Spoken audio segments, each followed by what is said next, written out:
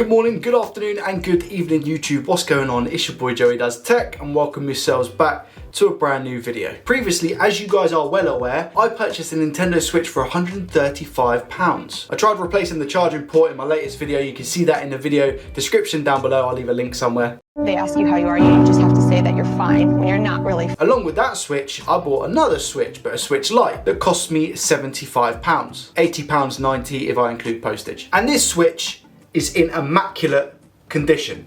Like really good condition. I've even been playing Pokemon Sword on the Nintendo Switch, and you might be thinking, oh, you got that for a really good price, Joey. Like, yeah, you've done really well there. Believe it or not, this is faulty. After around about 30 minutes to 40 minutes of gameplay, it varies quite often. The Switch just freezes, outright freezes. I've never taken apart a Nintendo Switch Lite, so I'm looking forward to doing that in this video. The thing that worries me is I've been looking online for a reason as to why this is happening, and no one can tell me why. Talking about forums and stuff, just doing a bit of Googling and YouTubing, which is how we usually do stuff around here. The only thing that I can think of personally, where you've got like A, B, Y, and X over here, behind that, around about here, it gets relatively hot. I'm gonna take apart the Switch Lite from a complete novice, beginners, noobs, whatever you wanna call me, perspective, and have a bit of a poke around and see what's going on. Could it be that the factory just didn't put on any thermal paste? Possibility, who knows? Not me, that's for sure. Annoyingly, any fixes that I attempt on this Switch Lite, I then have to play a game for 30 minutes to see if it's fixed it. So it's not gonna be like an instant, oh, is it working? I have to game quite a bit. I don't mind that. It'll be really cool to try and figure this out because I haven't seen much information online about this type of fault. That being said, and without further ado, let's take the Nintendo Switch Lite over to the desk, get it apart, and see what we find. Wish me luck. I haven't had very good luck with Nintendo Switches, as you guys know. Let's go. There we go, and it's actually frozen, as you can see, completely on the screen. See that? I started playing at 6:40 in the evening, and it's now 7:23. So you're talking about 40 minutes worth of gameplay there, 43 minutes to be precise, but as you can see, like, I can't do anything when it's on this screen at all. Just for starters, let me show you how immaculate this Nintendo Switch really is. It's in very good condition all the way around. There's no scratches on it, no marks. Just filthy handprints from me. I really like it as well. With the game that I've been playing, the Pokemon game, it feels really comfy. I can't imagine this being too different from the Nintendo Switch, so I'm just gonna get right into it. So we've got 2 fillet screws up here, we've got 2 fillet screws down here, and then we've got a couple of tri-wing screws. So let's start with those.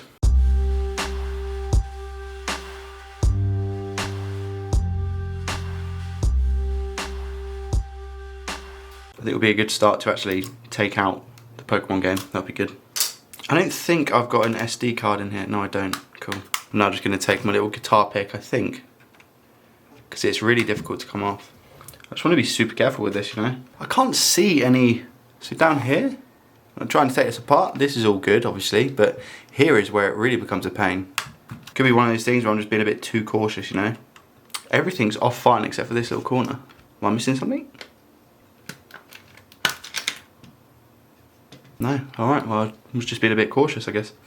Nice. That came off nicely. I wouldn't say like ridiculously easy. There was a couple of parts there where I was a bit scared to pry it open sort of thing, you know. Let me now just take off this metal shield. These are just Phillips screws. I'm actually going to try and place these in an order that I can. There's one hiding over here as well. That's a long one, so I need to be careful with that. First inspection is that I think that's enough thermal paste. Not loads, but it's enough. As you can see on the actual Switch Lite itself as well, I think that's enough thermal paste there. But this is the area, so around about here, this is the area it was getting hot. Do you remember me saying at the start of the video, when I'm playing the Nintendo Switch, which is from this way, I was saying that behind the buttons here, the X, Y, A and B, this is where it's getting hot. And behind there is this, which obviously is where the CPU is located under here, and then I'm pretty sure you got the RAM here. I don't know whether to just clean up this thermal paste and put some new thermal paste on. I'm just gonna quickly take apart the heatsink and make sure there's thermal paste underneath there. I can see some in between, but I just wanna double check.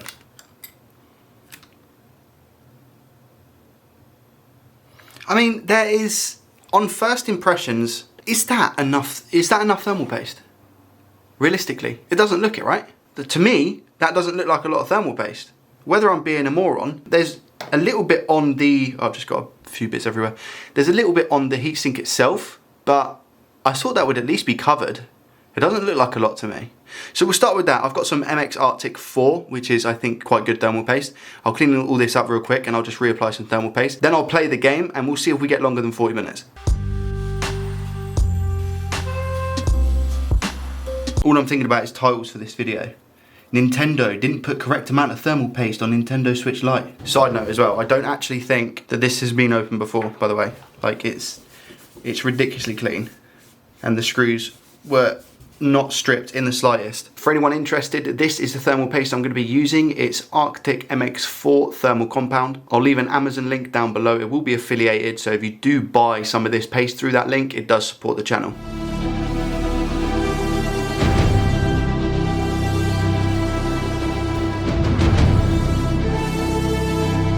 I'll just let you guys know as well, the fins to this heatsink, they're all clean, like really, really clean. So there's nothing to clean out there. I'm just putting these screws in lightly and then I'll go back over them and make sure that they're all good. So I'll do that now. And then we can see the thermal paste has been all smushed out underneath now. And what I will say is that with this seems to be absolutely fine. There's no issue, I think, with keeping this on. It's still quite wet and I think it will do the job for the top part. It was just underneath, like on top of the CPU, there was like no thermal paste. So let's just put this cover back on now. There's a long gold screw which goes on this side. So I have to be cautious because all the other ones are the same size except for that one. Just turning the switch on quick because at what point, out of interest, at what point does the fan spin?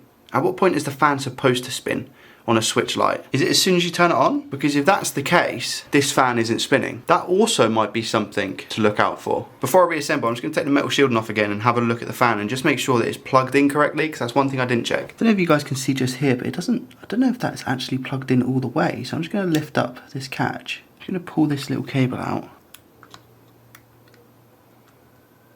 Yeah, it looks fine. The catch looks fine. The cable itself looks fine. I'm pretty sure this is the one for the fan. I'm just thinking, does the Switch Lite share the same fan as the Switch? I think the ribbon cable itself actually goes a little bit of a different way.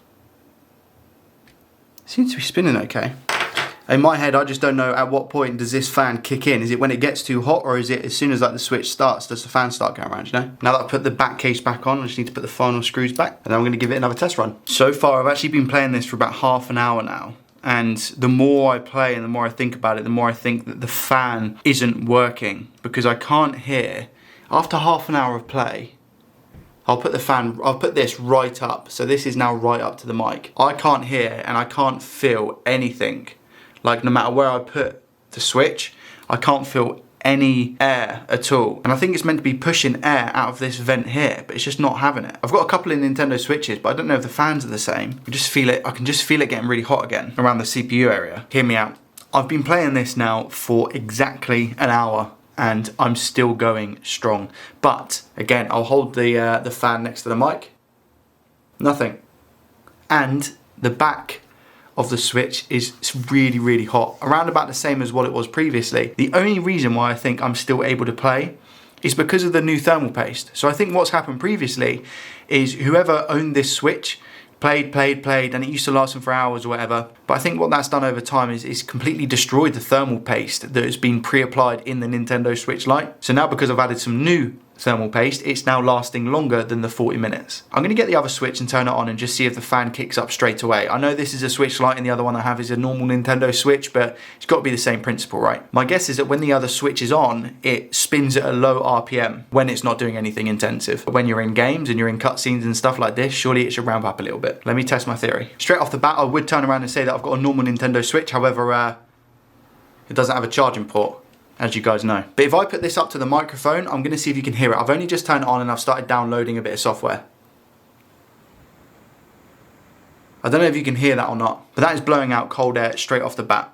So that tells me that the fan in this isn't working, and that's why it's getting ridiculously hot. I don't know if you guys remember, on this Nintendo Switch, I had an error message when I turned this on previously. I took it apart, put it back together, and now the error message is gone, and I'm so happy that the controls and stuff work. So if we can just get this charging port replaced and put on, then we're gonna be good with this Switch. Anyway, I'm gonna take the fan out of this Nintendo Switch, which is a completely broken one, and I'm gonna see if that works in the Switch Lite. If not, I'm just gonna have to buy a replacement fan for the Switch Lite. But it's worth a try, right? I've looked online everywhere to see if they are different in any way, shape or form, and I can't find the solution. All right, so I got back into the bare bones of the Switch Lite. So I'm just gonna unscrew around it. I've disconnected the battery this time as well. I didn't do that last time, so it's a little bit naughty of me. Here we have Switch, here we have Switch Lite, and rather expected The fan for the Switch, which is this one, is bigger by quite a bit as well than what this one is. So I'm probably going to have to purchase a new fan for the Nintendo Switch Lite. You can also actually see that the Switch Lite fan draws 0.21 amps, whereas the Nintendo Switch fan does 0.33 amps. I mean, what I was thinking is maybe just putting the Switch fan in and then turning the Switch Lite on to see if it would work, but because of the amp difference as well, I'm not really that keen on doing it now. Unfortunately, that's also going to take a couple of days to get here for the fan. So I'm going to have to show you that in a different video or update. For now, let me put the Switch Lite and the Switch back together and we'll see how much the fans cost. I purchased the fan from Z Labs for £18. So as soon as it gets here, I'll do a little update video on replacing it and hoping that it works. I'll include that in the video I do next Saturday. I enjoyed doing today's video though. I enjoyed going into the Switch Lite and seeing how the internal components of that differs to the normal Switch. Even just taking it apart and putting the cage back on is good experience. This isn't to say that it's going to work when I buy this fan. It might be something with a CPU that is just freezing the system. I think though that when a system overheats, it does just crash. I don't think it turns off. I could be wrong though, so if you know that, let me know in the comments section down below. For the Arctic MX4 thermal paste, you'll be able to find a link to that down below. It is an Amazon affiliated link, which means I get commission based off if you purchase. There's also a load of other links down below with Amazon affiliate links for everything that I use on a daily basis. Thank you guys so much for watching. If you did enjoy it, make sure you hit that thumbs up button. If you're new around here, make sure you subscribe to the channel and also hit up the Discord that will be in a link down in the description below. Have a great weekend, guys, and as always, I will see you in the next one. Peace.